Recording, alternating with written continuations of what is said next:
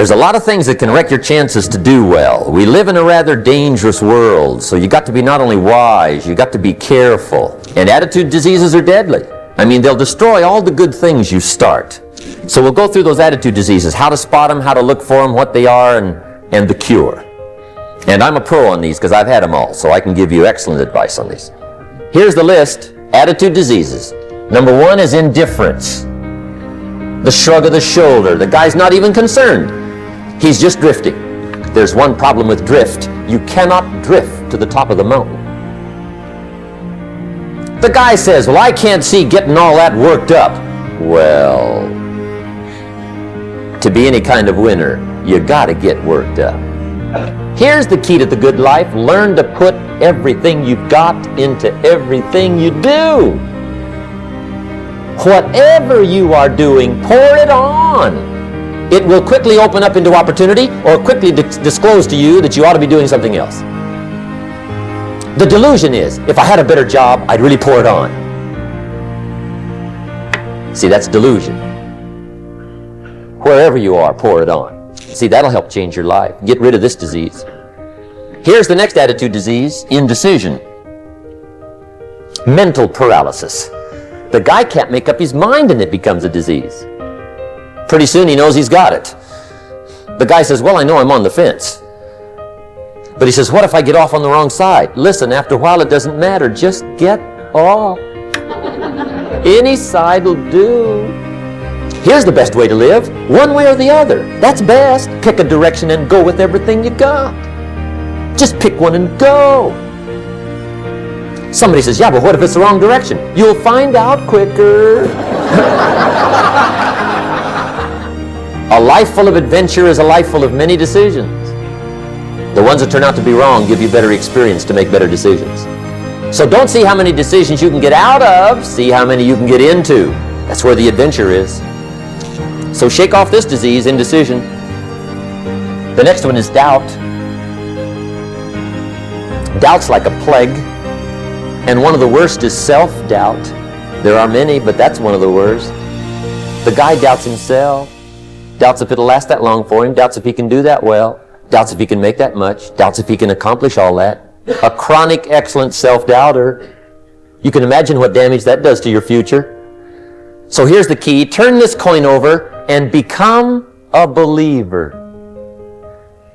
And there's many things to believe in. One of the majors is yourself. The understanding of self-worth is the beginning of progress. Now, if those three don't get you, this one will. Worry.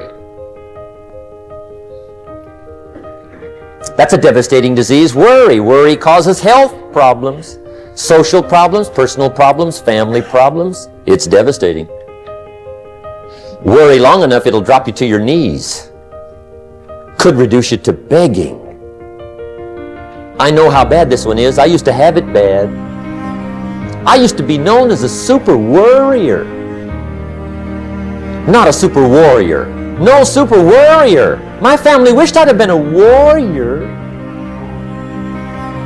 I got those years to make up for. But I'll tell you what. My advice to you is do what I finally did on worry. Give it up. Who needs it? I'm not saying it's easy. I'm saying it's worth it.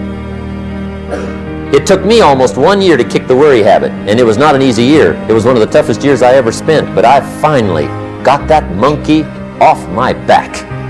And I discovered you could live the most incredible life free of worry. Not free of challenge, not free of difficulty, free of worry. I learned how to do it, and you can.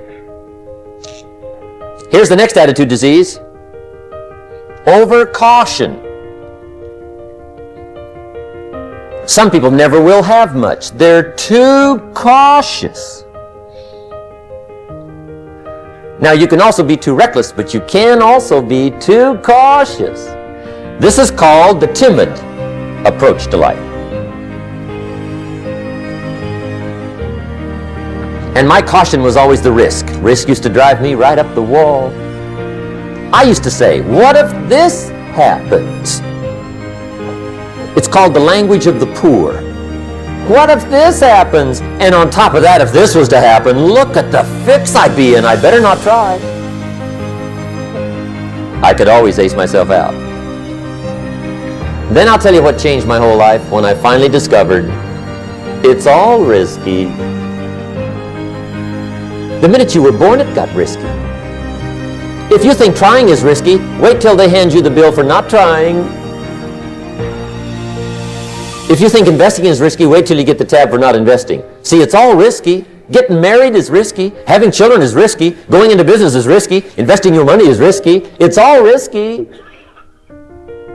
I'll tell you how risky life is. You're not going to get out alive. That's risky. The Englishman says, well, if that's the way it's going to work out, let's give it a go. Right, that's what it's for. Give it a go. Somebody says, yeah, but I'm looking for safety and security. Fine, then huddle in a corner. We'll cover you with a sheet, bring you 3 meals a day. And we'll protect you, feed you, look after you, care for you. We won't let anything happen to you. And you'll probably live to be 100. The guy said, well, yeah, I'd live to be 100. But what a way to live.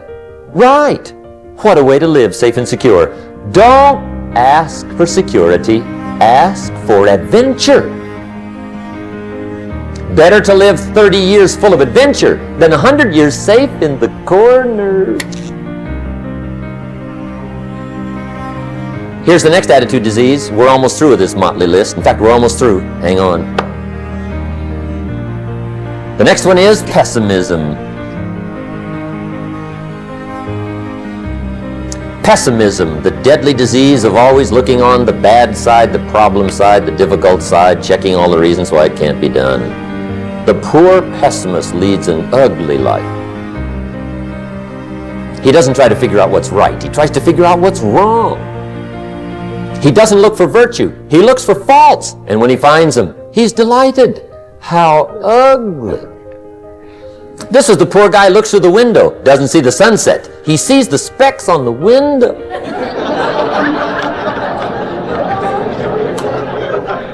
And this is the poor guy, right, who rushes up, takes such leave of his senses. This guy rushes up and he says, I've got 5 good reasons why it won't work. He's so dumb he doesn't know all he needs 1. He's got 5.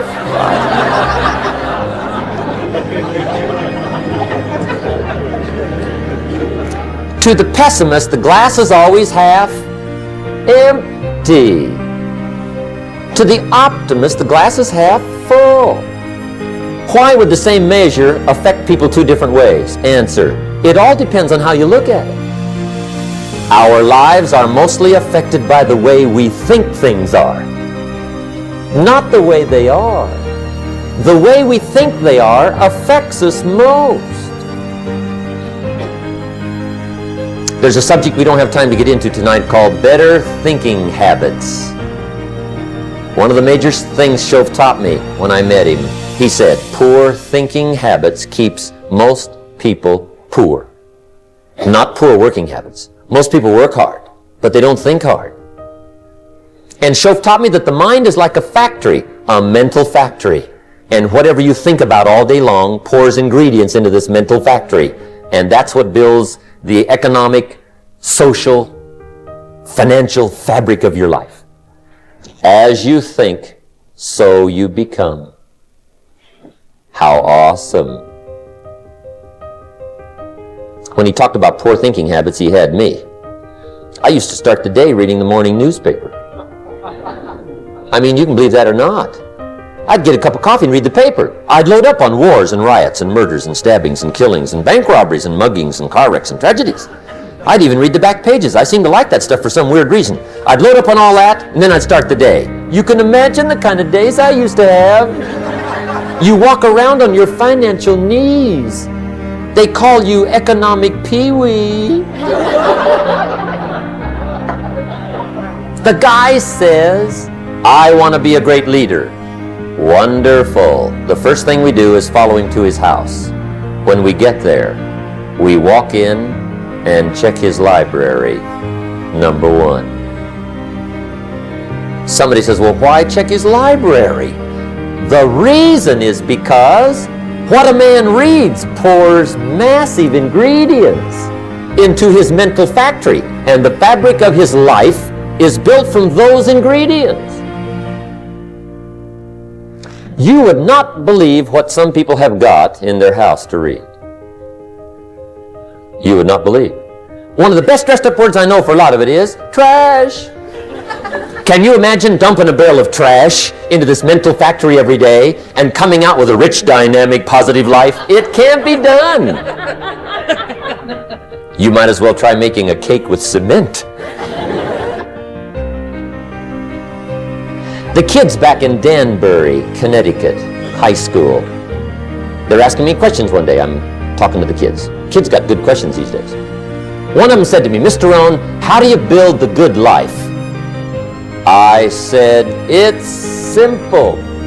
It's not easy, but it's simple. Here's how you build anything. Select the right ingredients, keep out the wrong ingredients, and it starts with thought. Everything starts with thought. So you must be wise and careful what you think about, because that starts everything. I asked the kids, what would happen if somebody dropped sugar in my coffee? They said, well, you'd be okay.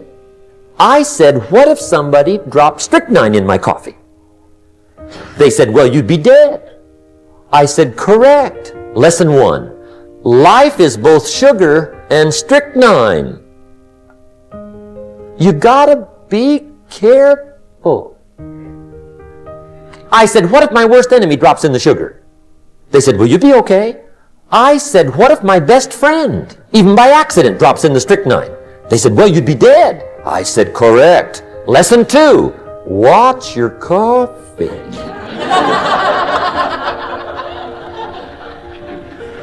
You got to be careful. See, it doesn't matter who hands you the bad stuff.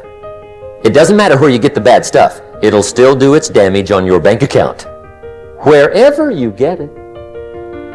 Mr. Schoaf gave me one of the greatest phrases when I first met him when he said, Jim, every day stand guard at the door of your mind. How important. Stand guard at the door of your mind. And you decide what goes into your mental factory. Don't let anybody just dump anything they want to in your mental factory, because you've got to live with the results. Okay, here's the last disease, and we're through with this list. The last subject is very brief. The last disease, but this one is deadly. Engage in this one, indulge in it even slightly, and you might as well forget the future, because it's going to forget you. Complaining, crying, whining, griping, a Bible word called murmuring. See, that'll ace your future. Spend 5 minutes complaining, and you have wasted 5. And you may have begun what's known as economic cancer of the bone. Surely they will soon haul you off into a financial desert and there let you choke on the dust of your own regret. I hope I said that well, so you won't forget. It's a deadly disease. Just be on the lookout of the things that can destroy all the good you start. The war is on. And this evening, tomorrow, mentally, personally, socially, economically, you got to make sure you're winning the war. And this is part of it.